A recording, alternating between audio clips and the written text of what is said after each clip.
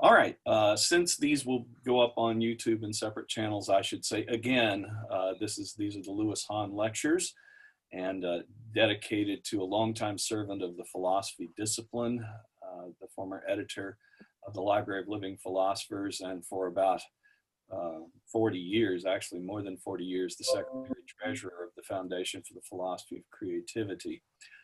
And so this is the 5th time we have held the Hahn Lectures. And we're really fortunate. I want to thank Corey McCall for organizing these. He's the executive director of the foundation these days. We have our executive director emeritus with us, Larry Cobb, there today. He's the one called Ethic in the if you're looking at the name. So the foundation extends back to well, the societies extend back to 1952, incorporated in 1957, and so it's been in existence for longer than I have been alive, and I am no longer a young man. So that said, I want to turn it over to the executive director of the Foundation for the Philosophy of Creativity, Corey McCall, to introduce our next speaker. Okay, thanks, Randy, and welcome back, everyone. I'm pleased to introduce our second speaker in this afternoon's Hahn Lectures, Marilyn Nissim-Sabat, Emeritus Professor at Lewis University, as well as a psychotherapist in private practice. She's written a book, Neither Victim Nor Survivor, Thinking Towards a New Humanity. She's also written numerous articles and book chapters in philosophy, critical race and gender theory, and psychoanalysis. Most recently, she's published an article entitled Revisioning White Privilege. Actually, that's in a book, chapter 3 of I Don't See Color, Personal and Political Perspectives on White Privilege.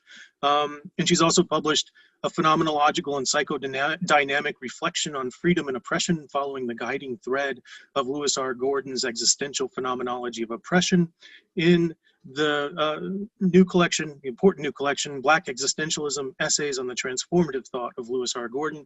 So I have no doubt that she's will have many insightful things to tell us about Lewis Gordon's work.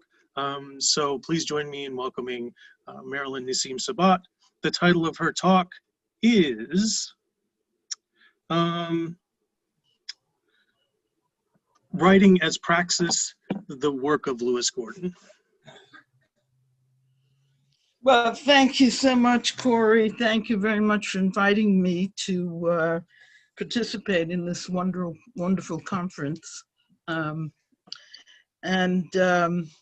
So my presentation has 3 parts.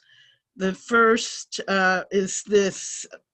In talking with Corey, he mentioned to me that one of the possible ways to orient towards this conference is to discuss, at least as part of one's presentation, the influence of the honoree, in this case, Lewis Gordon's work on oneself, in this case, me. And in my case, I am going to discuss that, but I would have to say, it's more accurate to say, to discuss the impact of Lewis Gordon's work on me. That's a form of influence, but I think impact is more descriptive, and I will get into that in a moment. The second part of my talk, I'm going to discuss what I take to be, call it the mission, the fundamental motivation or drive of Lewis Gordon's work. And in the third section, then I will come to Lewis Gordon's work as writing as praxis. So that will be in the third part. I will deliver what I promised, I hope. Okay, so the reason why I want to discuss the impact of Lewis Gordon's work on me is because, as you shall see, it is germane to my overall presentation.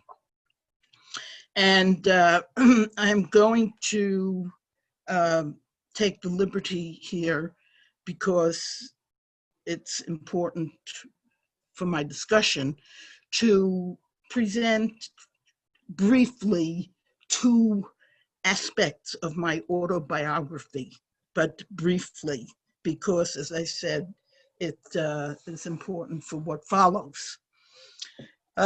Briefly, you know, I grew up in a Jewish family in Brooklyn. My parents were both refugees from Eastern Europe. I was very much influenced by my mother, to whom I was quite devoted, and through her, I gained an interest, a concern for social justice, especially for the ravages of anti-Black racism. So from earliest childhood, I was oriented towards resistance to anti-Black racism. When I got to high school, I actually was rather outspoken about it. So that's one dimension of my autobiography. In other words, a great importance to me for various psychosocial reasons from childhood of resistance to anti-Black racism.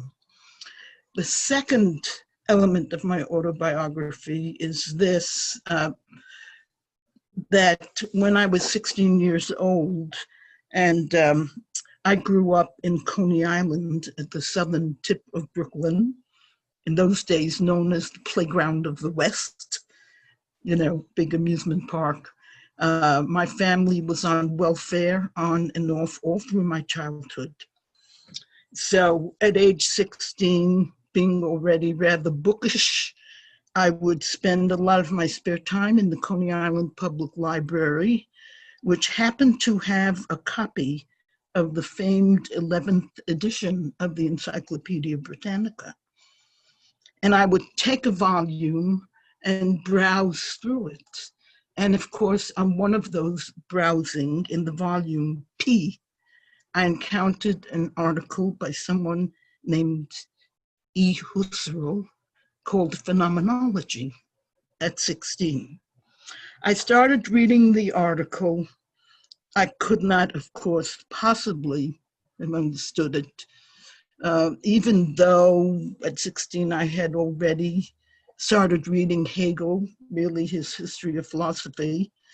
What I did was I copied the article in longhand out of the Encyclopedia Britannica. I still have it to this day, and did not really think much about it again until I went to graduate school at DePaul University and got a doctorate in philosophy with a dissertation on phenomenology, on Husserl. So what I'm trying to say is that it's accurate to say that two of the greatest intellectual and spiritual passions of my life are and were anti-Black racism and the struggle against it, and Husserlian phenomenology. Well, fast forward a bit, here I am, the chair of the philosophy department at Lewis University in around 1995 or 1996. And I'm sitting at my desk in my office. One of my graduate students walks up to my desk and says, "Have you seen this?" I looked up. He put on my desk a book. And the title of the book was Fanon and the Crisis of European Man. Being immersed in Husserl, of course, I immediately recognized the allusion to Husserl's great masterpiece, The Crisis of European Science and Transcendental Phenomenology, in the title, Fanon and the Crisis of European Man. And there before me in the book was this miracle of the bringing together of anti-Black racism and phenomenology. And that was an incredible experience for me. Just seeing that title had a powerful, profound impact on me.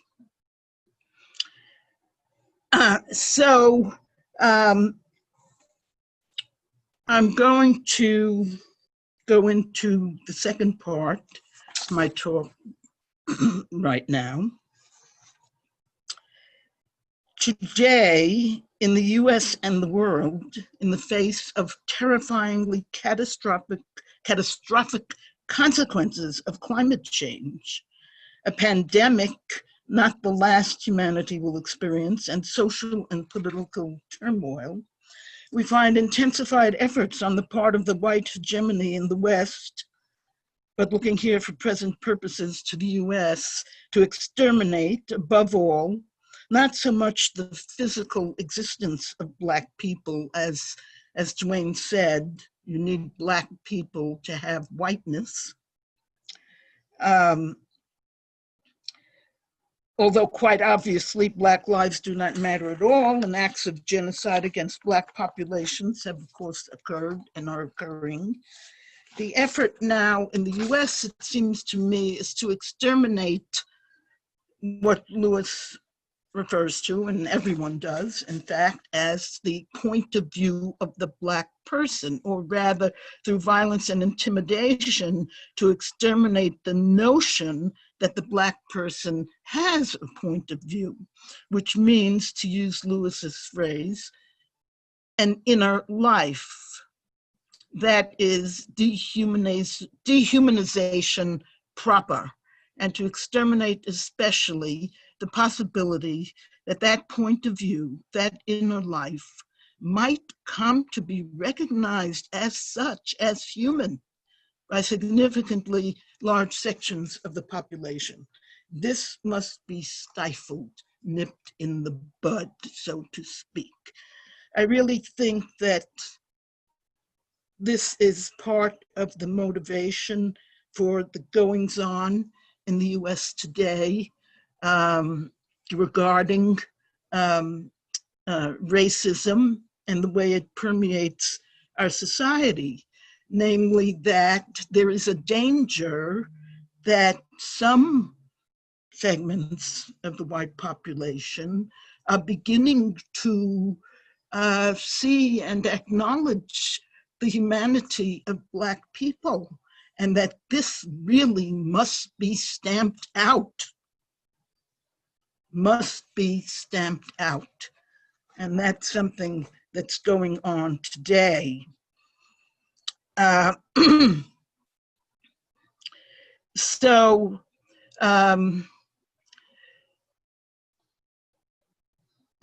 Lewis Gordon points out the unique feature, as it were, of Black existential situatedness, the lived experience of Black people in this way. Now, Duane had another quote from Lewis, very similar to this one, with the same import, near the beginning of his talk. He read it and he said it, and it is important for his work in that paper, but he did not directly and immediately focus on it. So I'm going to double down on that.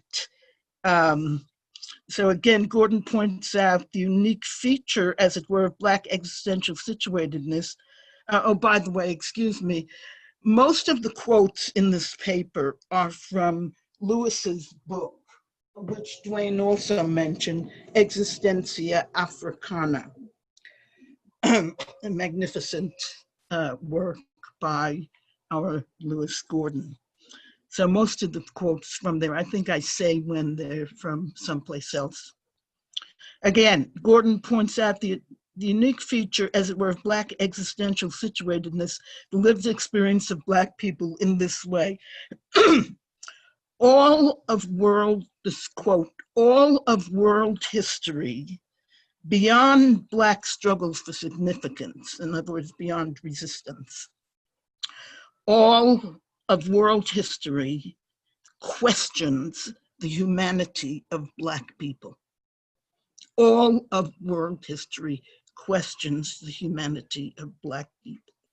I think it's impossible to underestimate the way in which this knowledge, this evidence is embedded in Lewis Gordon's work and thinking. Cannot be underestimated.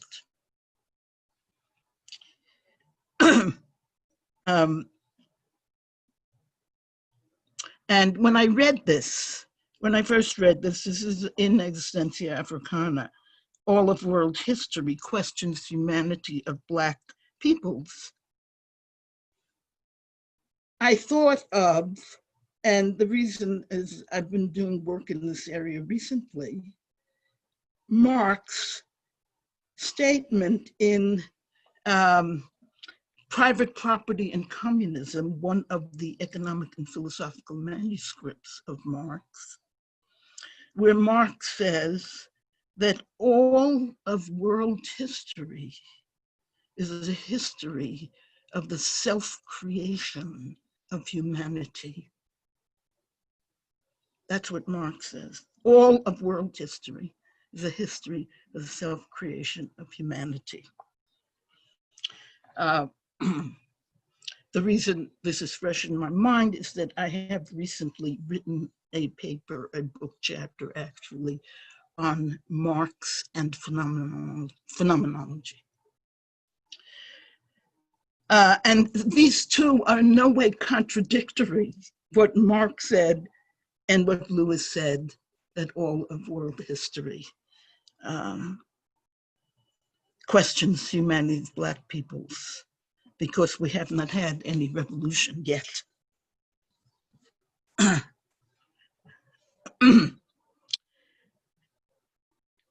And Fanon wrote that Black defiance to Black dehumanization has been historically constituted as madness or social deviance.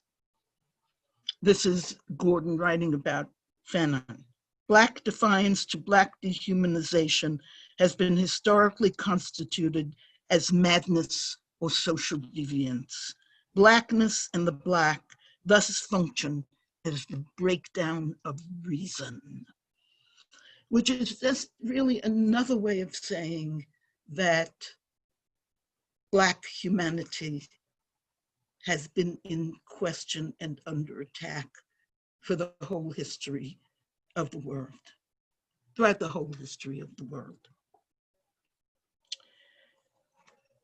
So what about phenomenology? In Lewis's body of work, under the rubric, in other words, these are two elements that I mentioned had come together for me in Lewis's work: racism and phenomenology.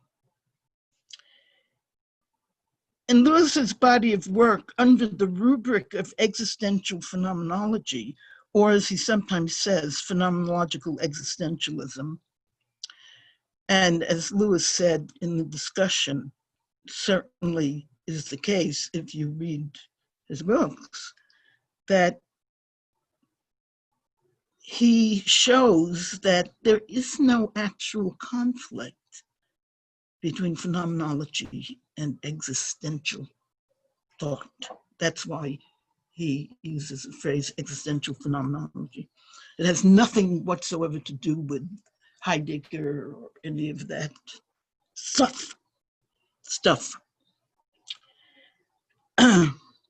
So in Lewis's body of work under the rubric of existential phenomenology, or as he sometimes says, phenomenological existentialism, he advocates for a liberatory, revolutionary praxis. More specifically, Gordon exemplifies the notion that given the unique existential situation of Black people, as indelibly, unforgettably described and explicated, for example, by Fanon, that revolutionary aim or intention, if it is to be authentically liberatory, and as praxis must, for essential reasons, if it is to be liberatory and revolutionary, for essential reasons, must be an intention that incorporates, as it were, the methodological and praxeological resources of transcendental phenomenology. As a claim I'm making that I think inheres in Lewis's work. He speaks to a revolutionary, meaning revolutionary, liberatory praxis that can be fully realized and conceptualized and understood for what it must be only through the methodological and praxeological resources of transcendental phenomenology. And that is a strong claim. Nevertheless, I would stand by it. It's certainly what I believe too.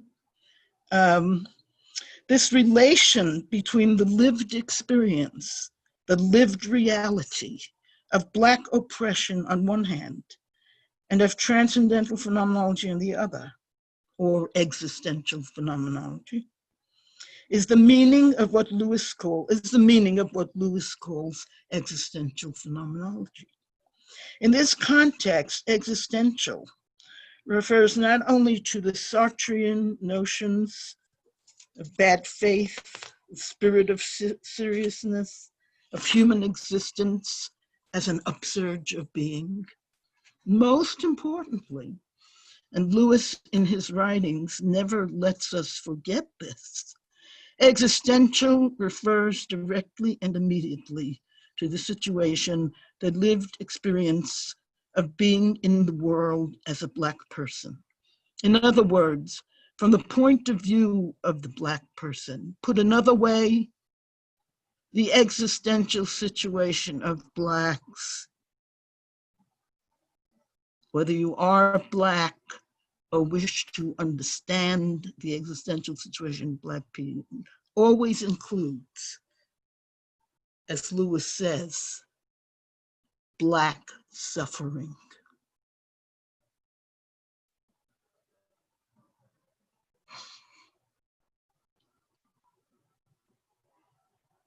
So, why phenomenology? Sorry. This is a big and important question, but here I can only deal with the aspect,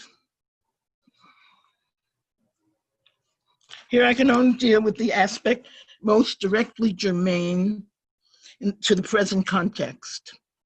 In his book, Disciplinary Decadence, Lewis writes that phenomenology as such is already, quote, a form of post-colonial thinking, end quote.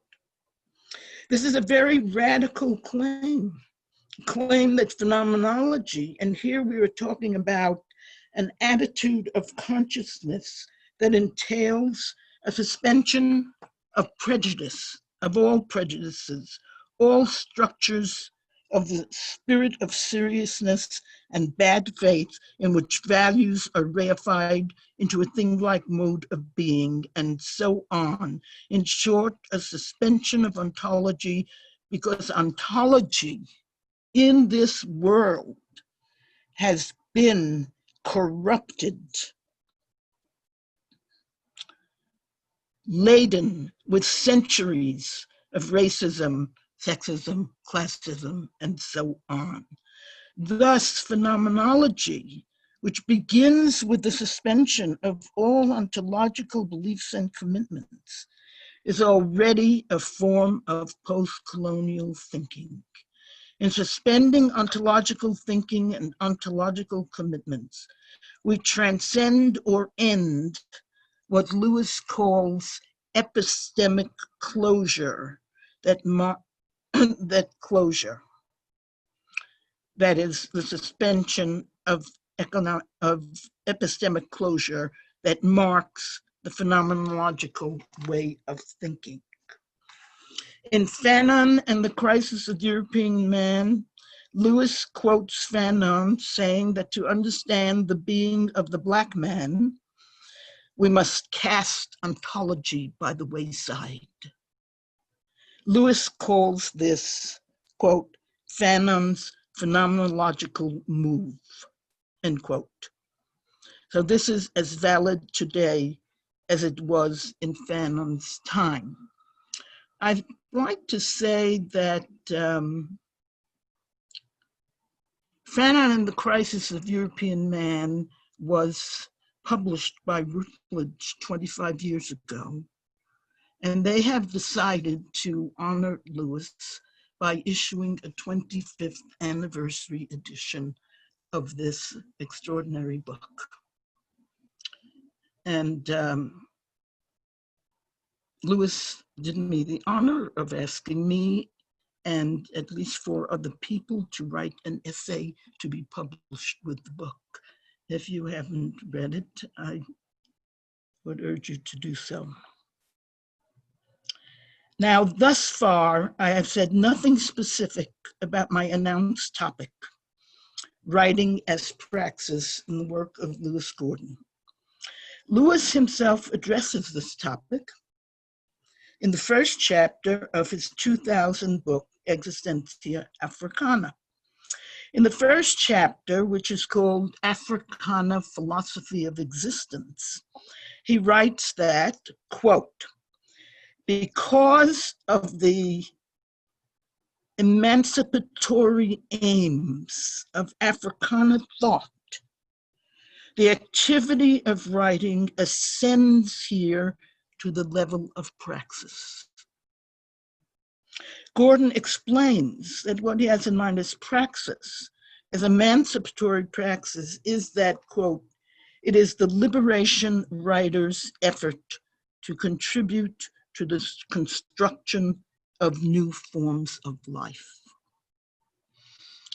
So that in scholars bringing forth and writing about and doing Africana philosophy is itself bringing their thought and their ideas, their values and so on to the world, is itself a form of praxis, of bringing something new.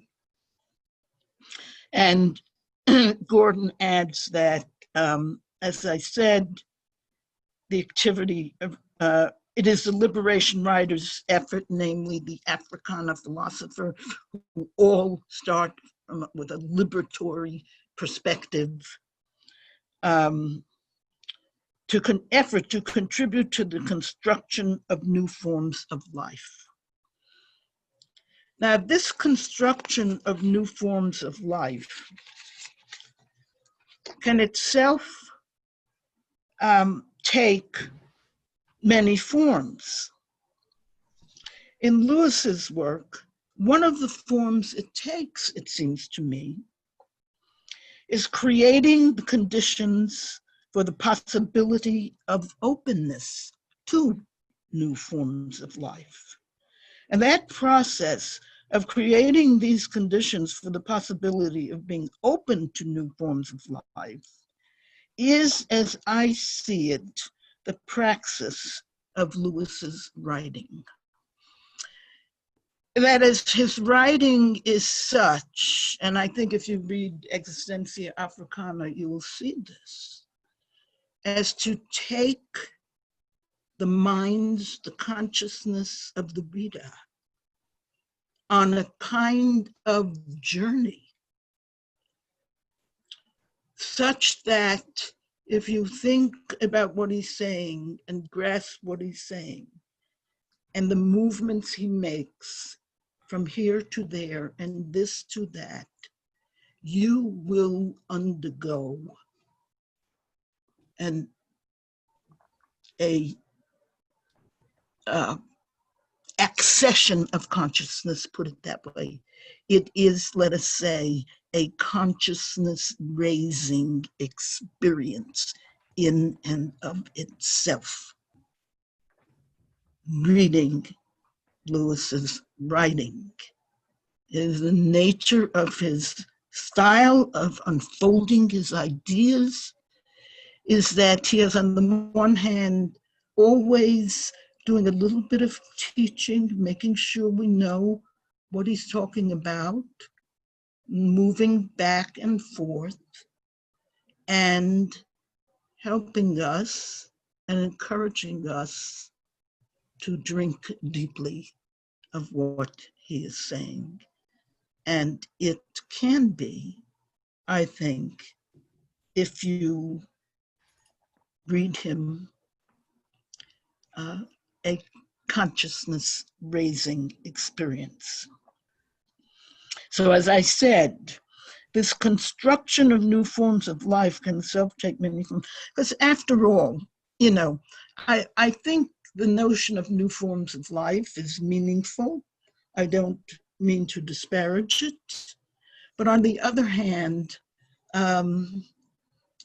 we do not know what it will be like when humanity is free, what our forms of life will be when we are truly free. We do not know. No. But we know that there must be a change from the bottom up, a revolutionary change. So I see this as the praxis of Lewis's writing.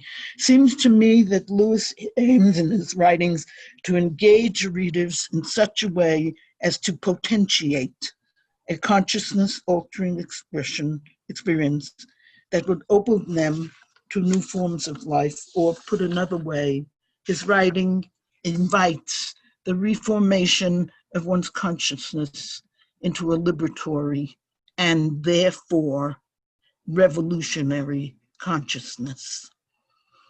And when you read Lewis, you know that he does talk about revolutionary, liberatory, and revolutionary thought. A look at Lewis's essay on Du Bois, which is chapter 4 of Existentia Africana, can concretize, hopefully, at least a little, is no substitute for reading it, this conception of the praxis of the writing of Lewis Gordon. You know, and I really do think that this is something rather unique about Lewis's writing and different. Of course, I have been moved greatly by the writings of many people, for example, Edmund Husserl, whose writing, though I couldn't fathom it at all at age 16, I now, sometimes you'll find the statement incredible, I'm sure, but sometimes it seems almost like poetry to me.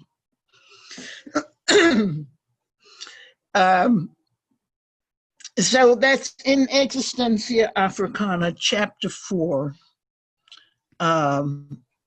is on Du Bois.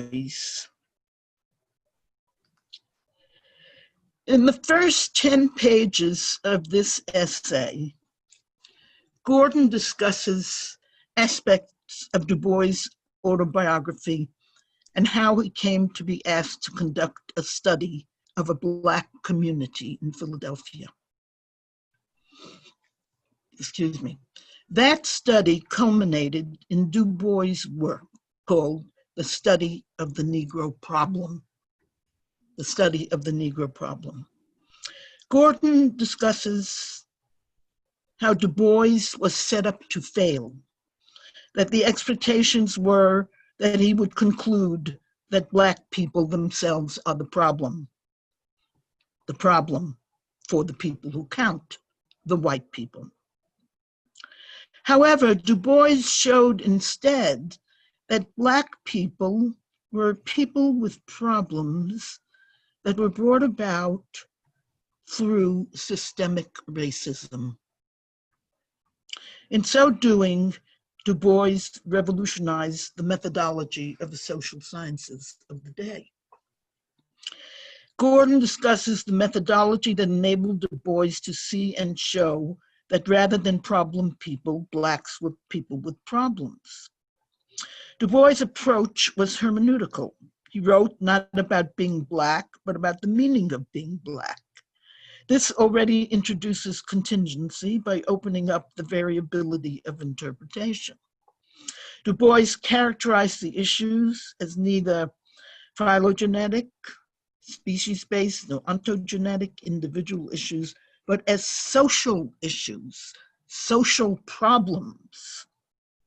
Again, disabusing any necessitarian or scientistic claims about things had to be.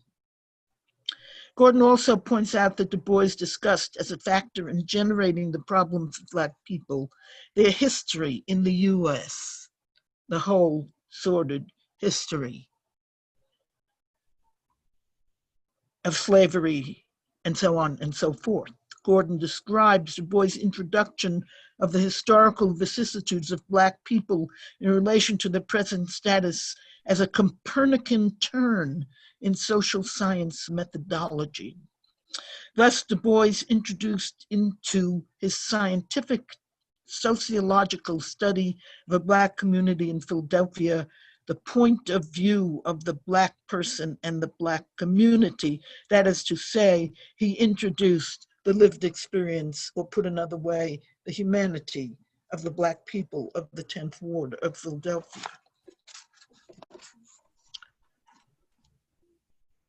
This discussion is then followed, just like that, by a 6-page phenomenological detour in which Gordon discusses what phenomenology is, and in which he discusses also Sartrean themes of bad faith and the concept and experience of sociality. This is followed by a 10-page detour on race. Fascinating discussion, just incredibly fascinating discussion. Culminating with a return to phenomenology, kicked off, so to speak, with the following statement, quote, "An impact of social reality then is ontological.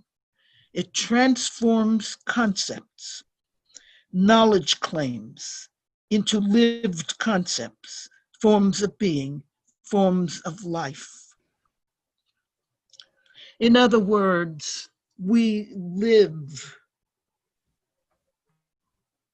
the ontology that our social reality institutes within our experience.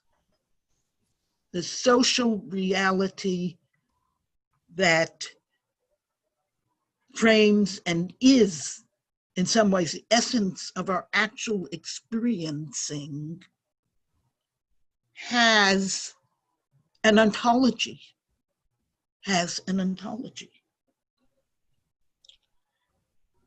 It is a form of life.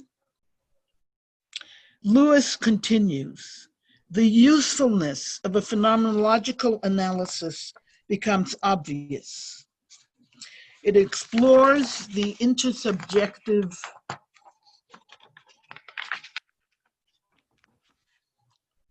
framework of meanings, the impact of multiple intentions and sociality, to present interpretations that, at the same time, do not fall into the trap of bad faith."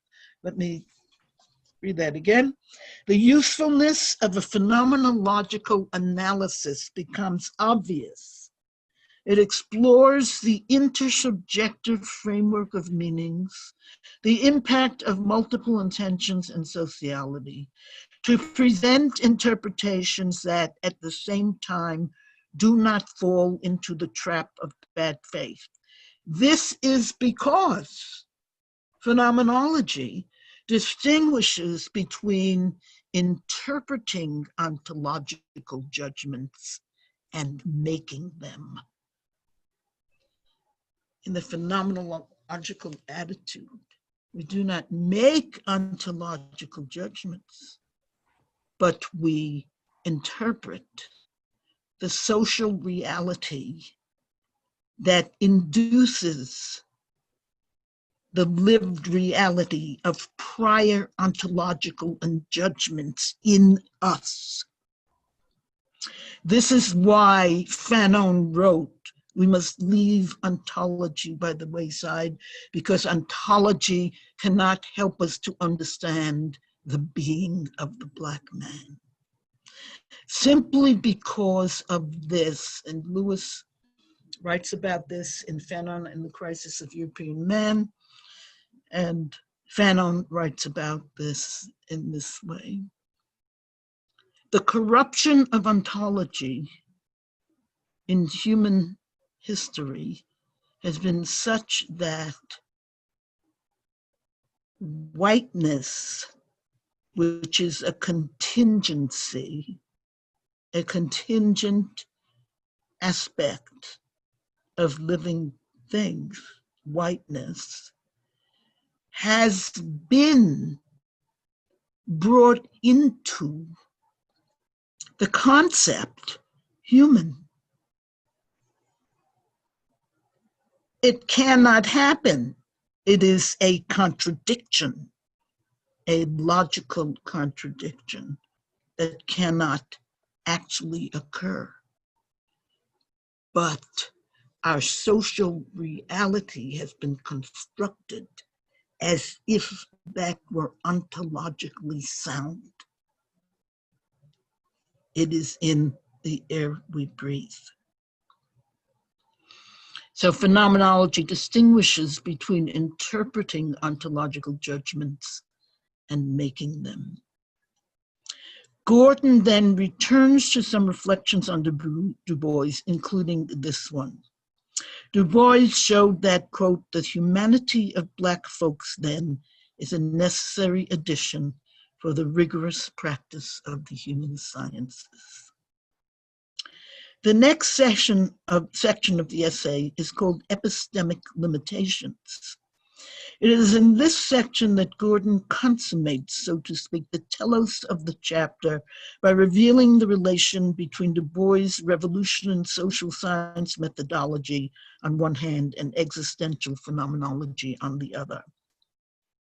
Here, Gordon refers to Du Bois' essay, The Conservation of the Races, presented publicly in the same year as the study of the Negro problems.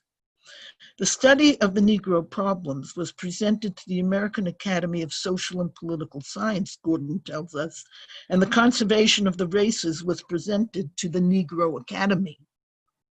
In the conservation of the races, Du Bois discussed the phenomenon of double consciousness. He did, of course, is most well known for his discussion of it in The Souls of Black Folk, but he also does bring it in the conservation of the races. Double consciousness, one Black, one American, two warring souls in one Black body.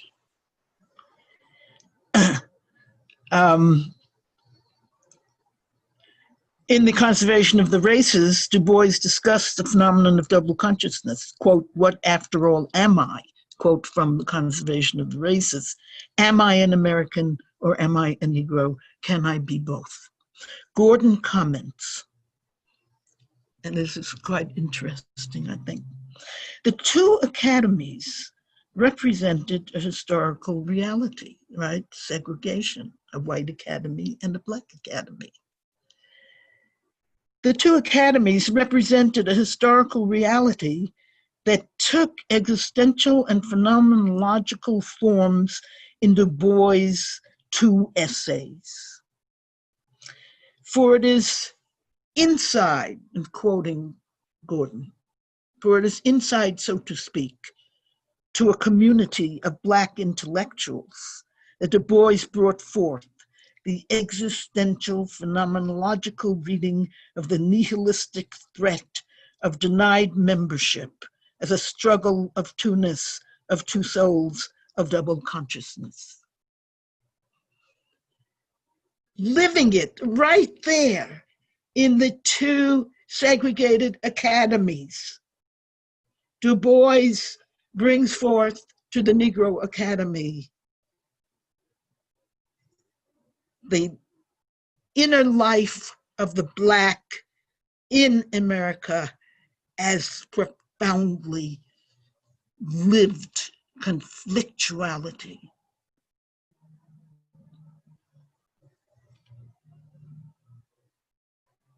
Du Bois brought forth the existential phenomenological reading of the nihilistic threat of denied membership as a struggle of two-ness, of two souls, of double consciousness. The existential form of the historical reality of two academies is that, quote, what Black folks experience are the contradictions of American society between the claims of Blacks not having any genuine points of view and the lived reality of Blacks' points of view on such claims. The phenomenological form of the historical reality of the two academies is that double consciousness is just that. It is a phenomenon of consciousness itself. Gordon points out finally that a method that incorporates recognition of the Black's point of view, that is Du Bois' method, and I would add of their consciousness, quote, presupposes agency, freedom, and responsibility.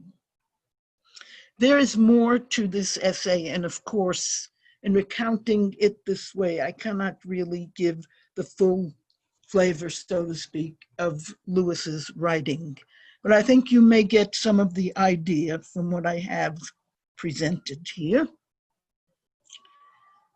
So I hope that this brief and incomplete traversal of the essay illustrates to some extent what I have in mind when I suggest that the praxis of Gordon's writing is to potentiate the reader to choose to become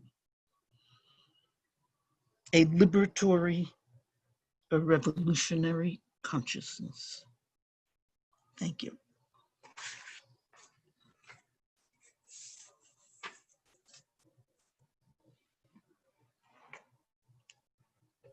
All right. Thank you, Marilyn. Let me go to Brady Bunch view so that I can see everybody. Marilyn, I wanted to ask you, thank you for the great talk. I wanted to ask you about the point about phenomenology as being able to interpret ontological claims as opposed to making them. And I wanted to ask you, because this is an issue that I've been thinking through lately, about how that issue, which I know Lewis refers to as ontological suspension, right? Phenomenology as performing an ontological suspension, how it relates to Lewis's conception, interpretation of the idea of teleological suspension. In other words, because you raised the issue of praxis, praxis might be seen as demanding some kind of teleological or at least axiological orientation. That is to say, to act requires acting on the basis of some value. So for the phenomenologist, I was wondering if you could speak to the relationship between teleological and axiological commitments and the ontological suspension that phenomenology demands. And of course, in Lewis's work, we have not only the phenomenological concept of ontological suspension, but we also have the call for the teleological suspension of disciplinarity, the teleological suspension of philosophy, and so on and so forth. So just any thoughts about the relationship between ontological suspension and teleological suspension? I think, you know, Husserl had a concept that he called regional ontology, right? In other words, within the full phenomenological reduction, right, you still have natural science. And Husserl was in no way opposed to natural science. He was opposed, of course, to the naturalization of the light world, but not to natural science in its own domain. So it would say natural science, by its method, constitutes a regional ontology. In other words, as long as it stays in its place, it's okay.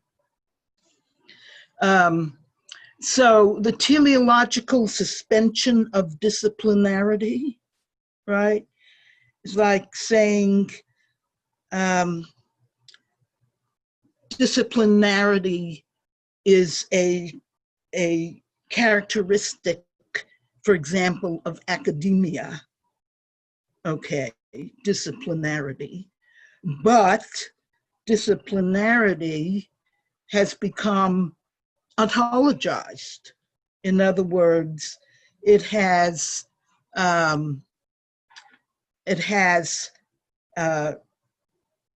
is experiencing what Lewis called epistemic closure. Okay, it has its goals, its aims, say its telos. Okay, but in order to gain consciousness of what has happened to disciplinarity, its naturalization, so to speak, in order to be able to examine it, we need to suspend our commitment to it, plain and simple, and to its guiding telos. At least that's the way I understand it. Maybe Lewis can give a better explanation. You see what I'm saying?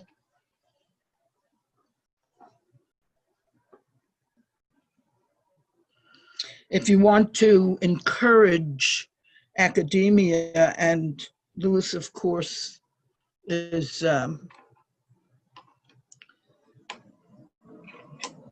very concerned about the status and well-being of the world of intellectual pursuit and so on and so forth. Okay, deeply concerned about it. So in trying to talk about it, say, well, let's try this. Let's suspend these commitments and see what happens.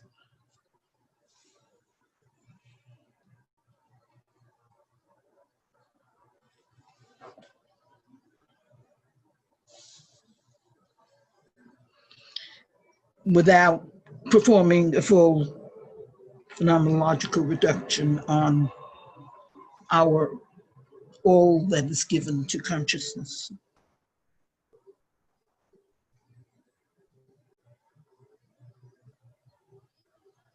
Others?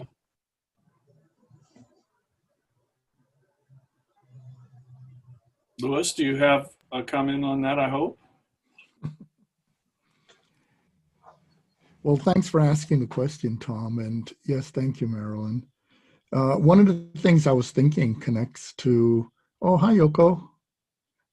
One of the things that struck me is connected to the previous discussion, and actually the earlier one also with Jordan, which is the question of relationality and communication in phenomenology. because one of the points, as Marilyn knows, but it's interesting how, particularly among the analytical philosophers, they don't realize that the people who go beyond the analytical continental divide, they think we ignore the importance of language and communication, when in fact at the heart of what we're doing is the question of trying to free communication from siloed notions of communication. And so that point that Tom was asking sets the stage also for something that some people don't pay attention to, that's at the heart of phenomenology. And that is the concept of transdisciplinarity. In other words, there are some people who would like for phenomenology to function as a kind of camp, or as a silo. But people who make that claim ignore the fact that all phenomenologists, not only Husserl, but if we go also into other phenomenological traditions, such as Sri Aurobindo's, what we realize is that all phenomenologists consider themselves beginners. And I thought maybe Marilyn would like to say something about that.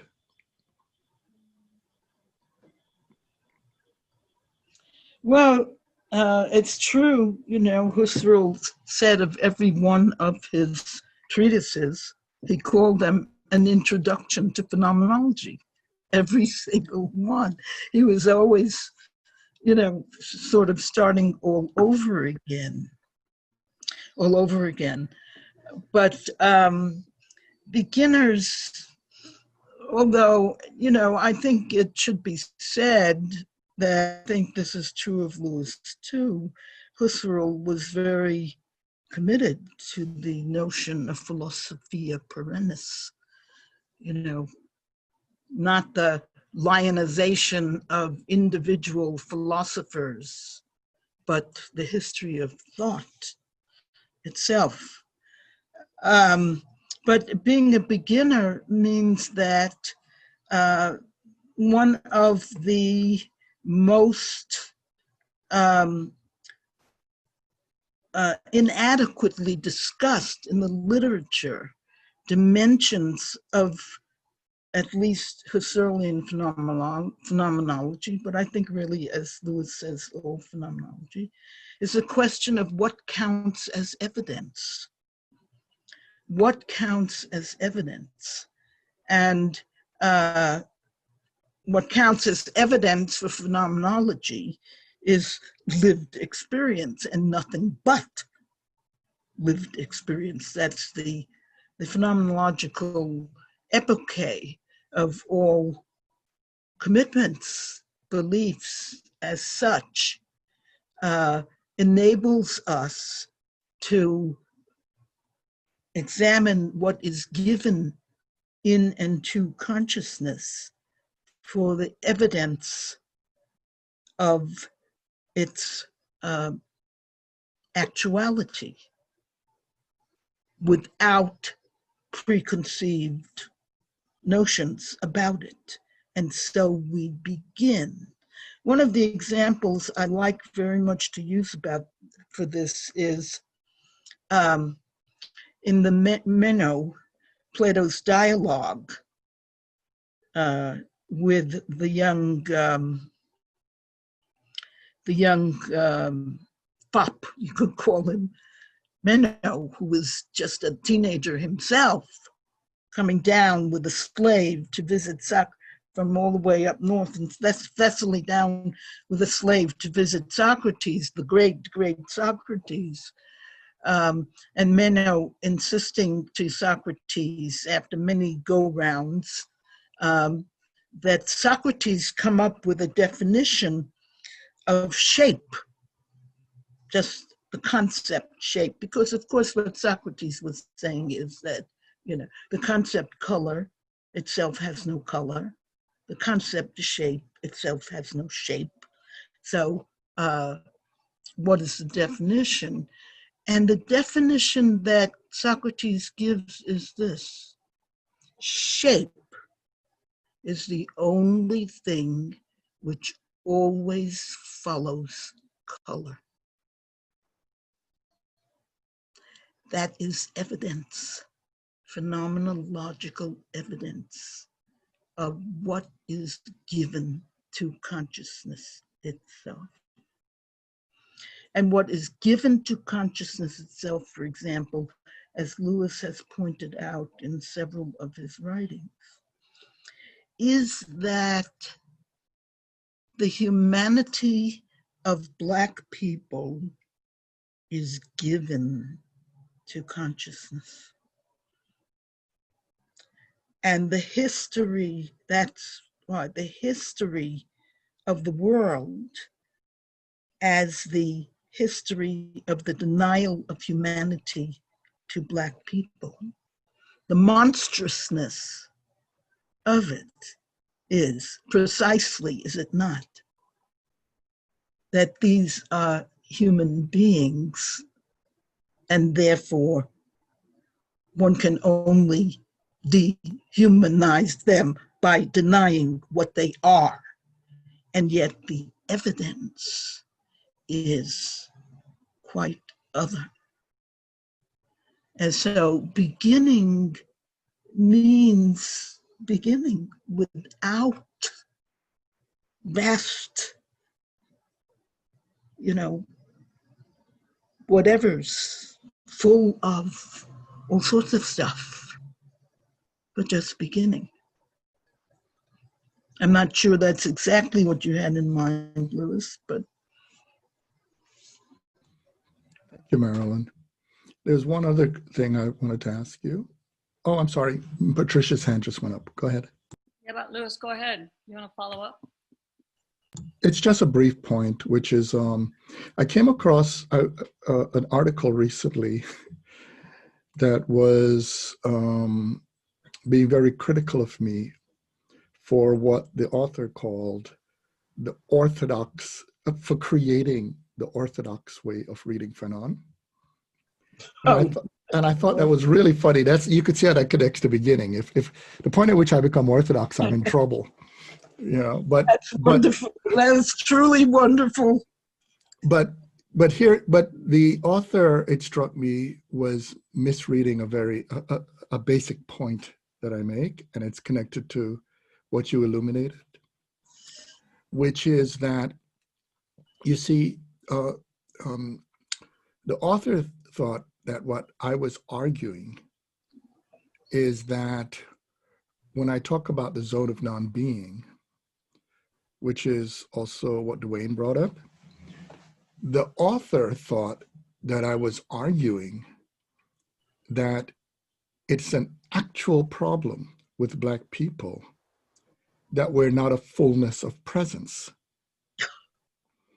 And the author missed my point, which is that there's a form of bad faith investment in the idea of being present, which leads to something I learned from you, actually, which is that if one is invested in being presence, then there's a form of narcissistic rage against people who remind you that to be a human being is always to have a relationship with absence. So I just wanted to add that point, because it really struck me that that person thought I was arguing that white people have presence, Black people don't.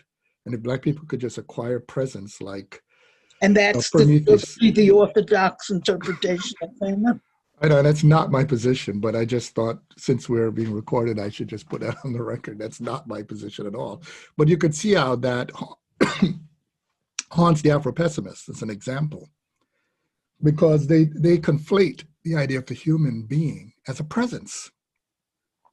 And that only comes out of a form of substance metaphysics in which a human being is a thing.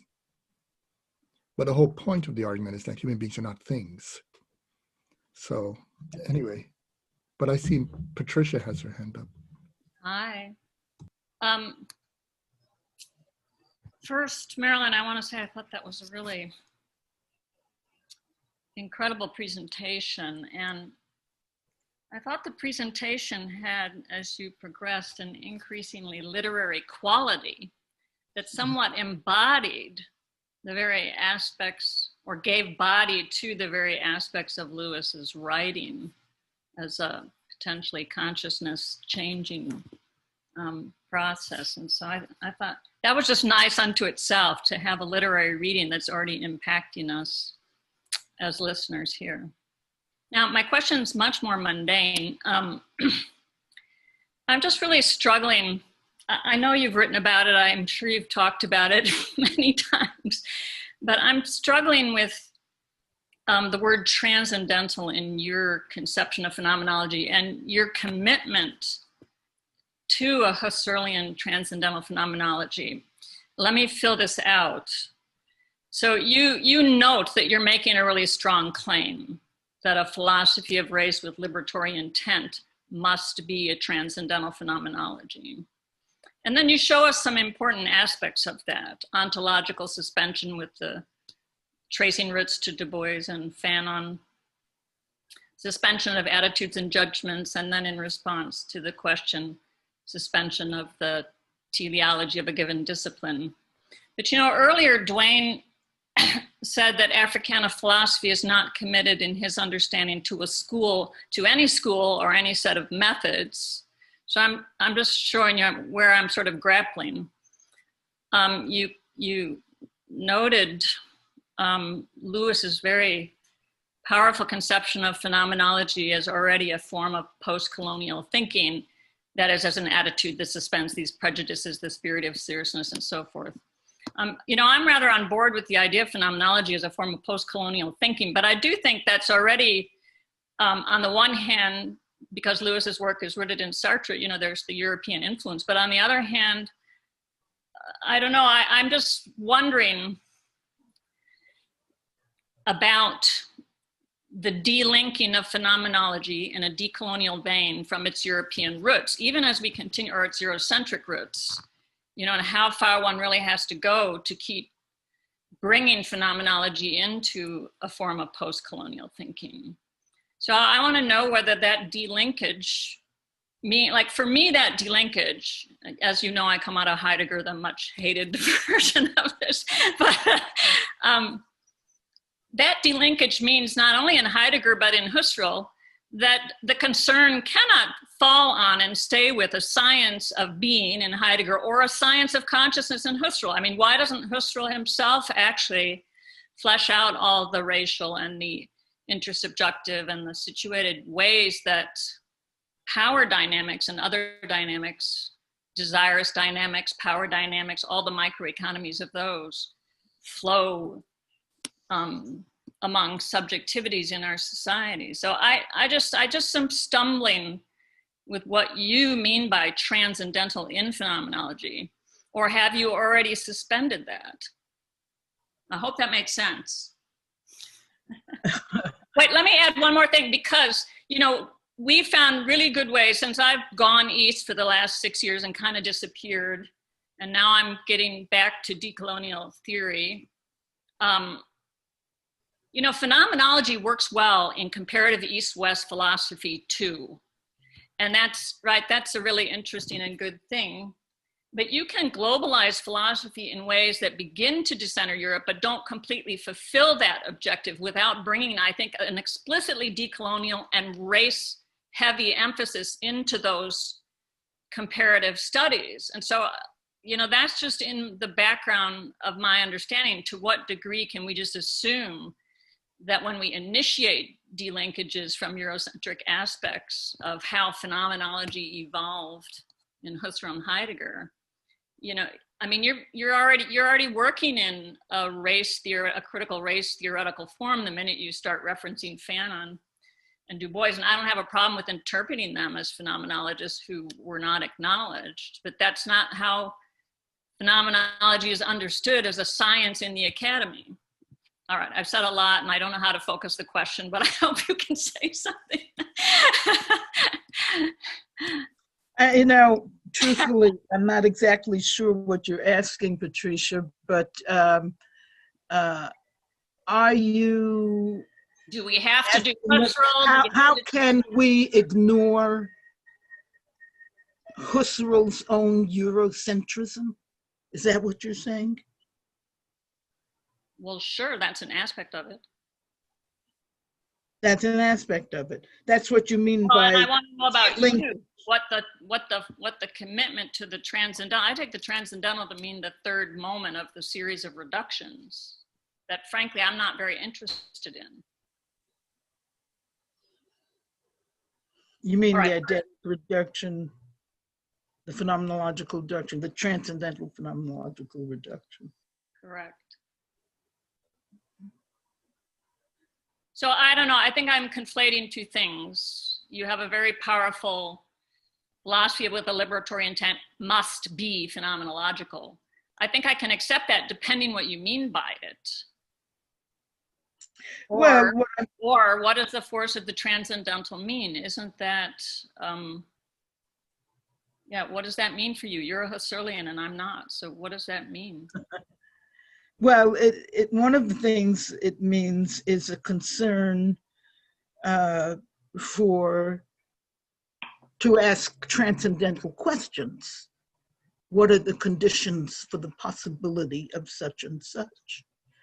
But mostly, I think, it's a commitment to evidence and to a concept of evidentiality that is very different. So I'm just not sure what you're getting at. That Husserl was Eurocentric.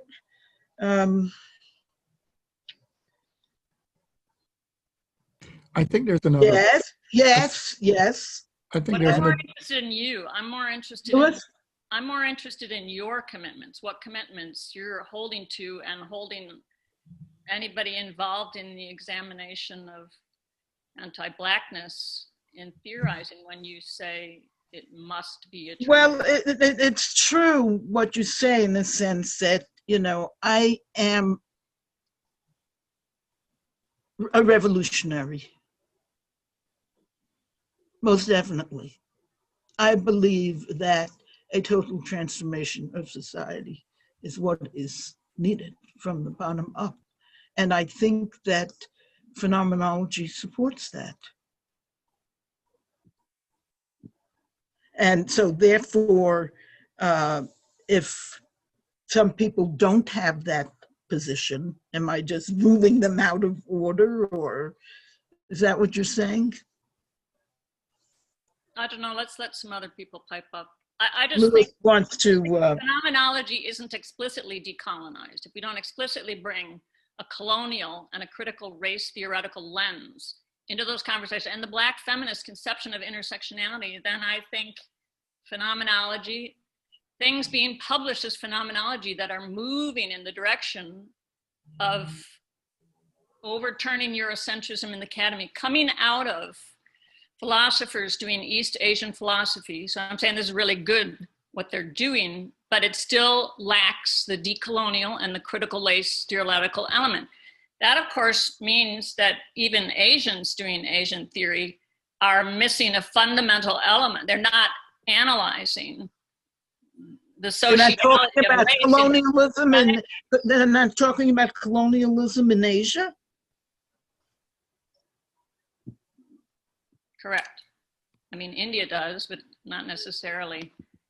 Yeah, Well, actually, you should tell them to start talking about it. So I just think, I think this element, you have it in your theorizing, but the fact is, if it's not made explicit, you're tacitly making it explicit. If it's not made explicit, right, as part of the methodology, which a lot of phenomenology doesn't do, then I think, again, these analyses allow things like a certain white centrism or Eurocentrism to still kind of flourish. Yeah, sorry, I'm writing an article on Bhutan. I see that Yoko Arisaka has her hand up. Thanks very much. It's after midnight for me, so I'll try to focus. I just wanted to ask a question in this. Okay, so the starting point of the what you call the transcendental, or so epoche, that is okay, but after that, I think there's sort of a normative moment that comes in. So the descriptions are there, And then after that, you have to sort of reconstruct, right? And then from the point of description, okay, here is what is observable, the descriptive, to the normative.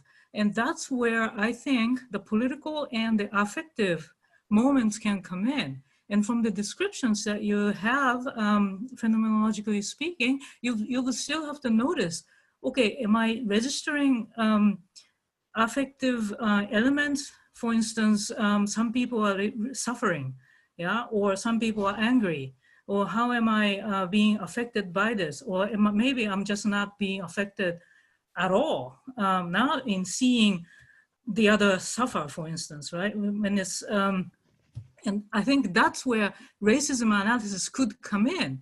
How am I being affected if a white person is saying something, I'm getting angry? Or when Black person is suffering, I'm not registering. Yeah, see, these are the moments and phenomenology can help, I think. And Yes.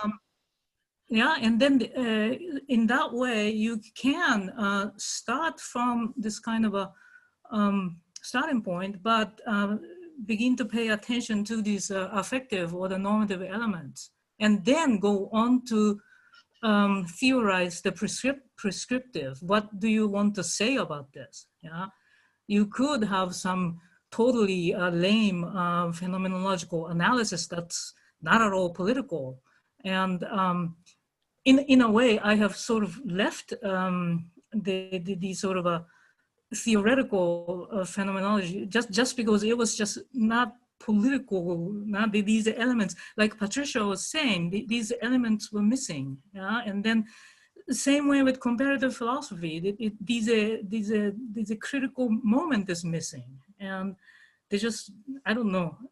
So anyway. But I do think that there's a way to combine these things. I do too. Hi from Germany. I do. And I'm very sympathetic to what you're saying there.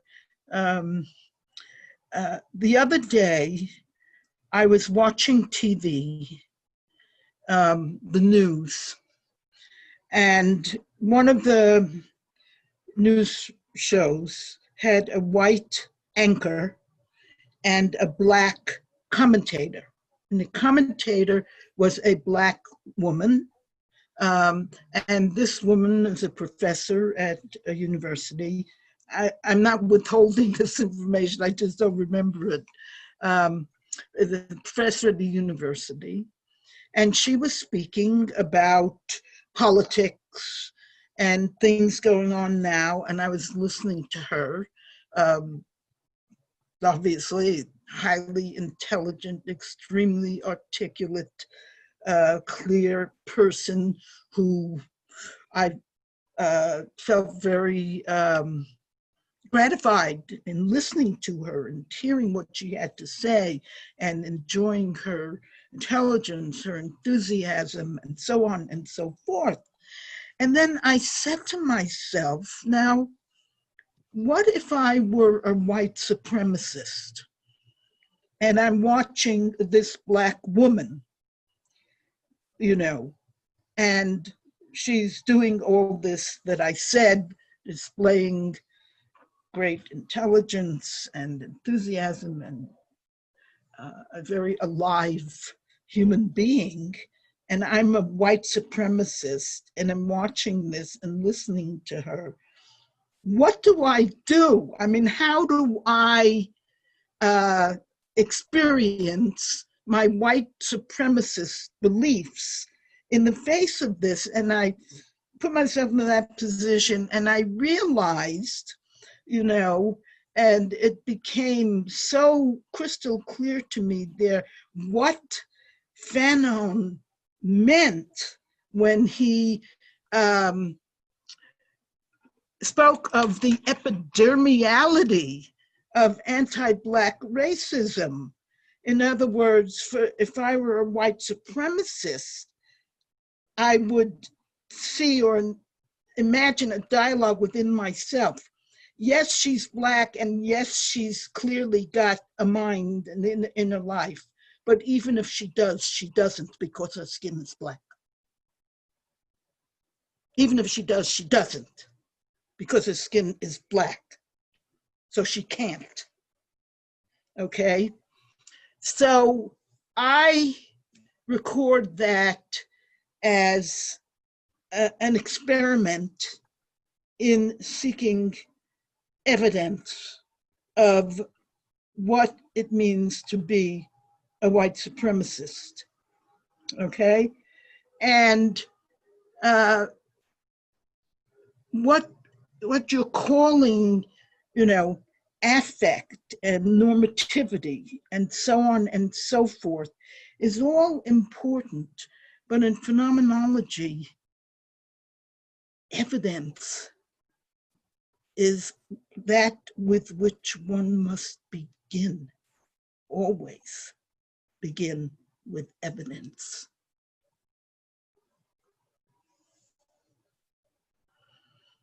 Jordan. Thanks, and thank you so much for the talk. This has been a really interesting conversation. So my question piggybacks a little bit on a few of the things that have been said already. I mean, you might even be able to take it as a kind of more a version of some of Patricia's concerns. I'm concerned about the epoche more generally. I've always been a little bit concerned about the Husserlian epoche. I mean, coming as it does in some ways out of the Cartesian Meditations and his sort of heavy leaning on Descartes, it begins very much with the first person. And I think that's a real strength to phenomenology, and it's part of what allows us to get so deeply into this sort of immediacy of experience, and it allows us to engage with the sorts of evidence that you're talking about. But there's a sort of problem or a difficulty with the epoche in that it's isolating, right? So it's me trying to think through or to bracket off so much of my experience and to kind of really hone in on just the sort of immediacy of that experience. But that's not really how our relation, how the world works. I mean, as has been discussed several times already, we're fundamentally relational creatures. There's a deep relationality and a deep sort of connectivity that is in many ways the beginning of consciousness. So I guess I'm thinking more of kind of like a Levinasian response to some of Husserl's more sort of egocentric or ego-focused understandings of the epoche. So that's one concern I have with the epoche. The other concern I have with the epoche is that and you acknowledge this, it's always only partial, but the partiality of it, not in terms of partialness, but the partiality of the epoche is always somewhat troubling. And by that, I mean, huh? I don't remember saying that. It's partial? Oh, that the epoche is partial? Oh, I'm sorry. Yes, I didn't say that. Oh, then I must have misunderstood. I'm sorry. I thought you were saying that we can't ever fully bracket our experiences. We can't fully bracket in order to. I didn't say that. Okay. Then I'll hold off on that part of the question, I guess. Could you repeat the question then, please? What is sure. About relationality? About relationality. So a lot of, especially early Husserlian phenomenology is very much focused on the individual in a way. So like the sort of like individual epoche, this individual bracketing that we do. And then it has this kind of task of, I guess, discovering alterity, whereas someone like Levinas starts in the other direction, starts with alterity, and then moves towards the sort of subject or the individual. So I was wondering if you could just respond to that a little bit in this particular context of racism. It's often said that Husserl, starts with the individual or isolating or solipsistic or something like that. Here's a quote from Husserl in, I think it's the Paris Lectures. Transcendental intersubjectivity is the intrinsically first form of being. In the Cartesian Meditations, a book that I dearly love, it almost broke my head when I was a graduate student. I can tell you some stories about that. In the Cartesian Meditations, Husserl tells us, I can find the passage for you, and I can't quote it exactly, but I know he says it. What he says is, Cartesian Meditations is a regressive analysis. He starts with the actuality of intersubjective life, of human, that we know the other, and of course the other exists, and so on and so forth, okay? His question is, what does this mean? How is it possible? And what does it mean? But he never questions the givenness of the other. And I don't think that the epoche is isolating. What does that mean? Certainly, the individual is of tremendous importance in Husserl, as in Marx. But then Marx said the individual is the social entity, is what he said, and I would attribute that to Husserl as well. What is isolating about adopting a method in order to delve into the inner evidence for relationality and intersubjectivity? Why is that isolating? I don't see anything isolating about it.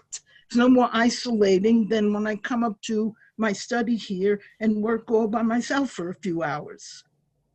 What does it mean to say it's isolating? Yes, you abstract away from intersubjectivity in the regression to the absolute ego. True, that's a process. And here's another thing I can tell you. What is often overlooked is that what Husserl does is developmental phenomenological psychology, okay?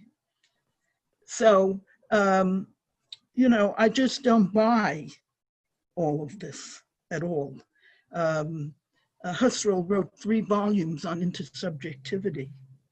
And as I said, he said, intersubjectivity is the intrinsically first form of life, because we begin in infancy with the touch of the other. Okay. All right. And mark my word, you read it again. Cartesian Meditations is a regressive analysis of the conditions for the possibility of intersubjective life, which sheds light on what intersubjective life actually is and means. It does not begin with a denial or a negation of it. Yeah, I wasn't quite saying that it begins with a denial or a negation of intersubjectivity. I mean, I'm familiar that Husserl is very interested in trying to provide the groundwork for intersubjectivity.